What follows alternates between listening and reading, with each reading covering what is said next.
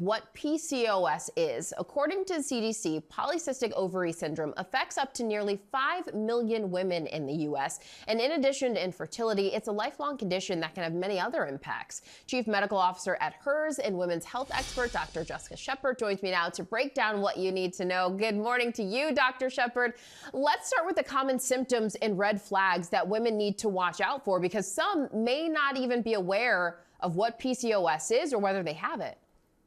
Yeah, polycystic ovarian syndrome is one of those things that is a reproductive issue, but it also is a metabolic issue. So when women start to have maybe difficulties getting pregnant, a lot of times we do start to see that PCOS is maybe the cause of infertility. But I also wanted to make sure that women understand that if they have PCOS, it does not mean that they're infertile. So as you see here, the symptoms of PCOS really are showing that increase in testosterone that we see in the body, and that's because there are more follicles or cysts on the ovary. So acne, hair growth, darkening of the skin, usually around the neck or the underarms. Irregular periods, I would say that is usually going to be the hallmark syndrome of what we see when it comes to a cycle, and then weight gain. So all of these things are not happening just because of the ovaries. It's actually happening because there's a whole body issue that's going on with metabolic, with insulin and glucose, and how that ratio is turning the body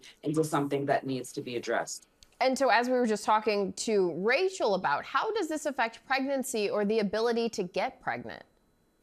Yeah, and that's the thing, is that when you have a metabolic issue going on with insulin and glucose, it actually then talks to the reproductive system. And that's where you start to see some of the changes in your cycle, but also increasing your risk for diabetes, heart disease, and also with cholesterol as well. So when you do have a fertility issue that is linked to PCOS, that's why I love that they were able to use the power of food, which can be healing through nutrition and transformative, because then you're starting to actually address the metabolic portion of PCOS, which can then help you ovulate in a way which is going to get you pregnant. Okay, so that's good to know. Dr. Shepard, what are some of the ways that doctors screen patients to determine if they do actually have PCOS?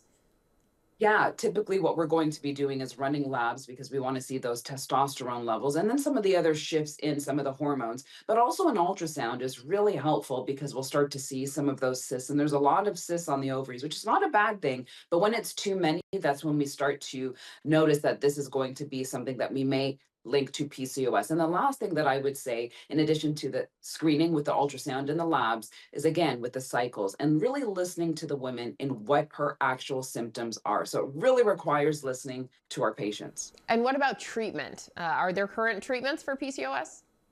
Yeah, we do have medications that actually help with the insulin glucose ratio in the form of medication that we take orally, but also nutrition and exercise are one of the fundamental frameworks that we have seen that really help patients chart to change that metabolic profile so that they can help the whole body as they go through PCOS. And a lot of times it needs support and decreasing stress.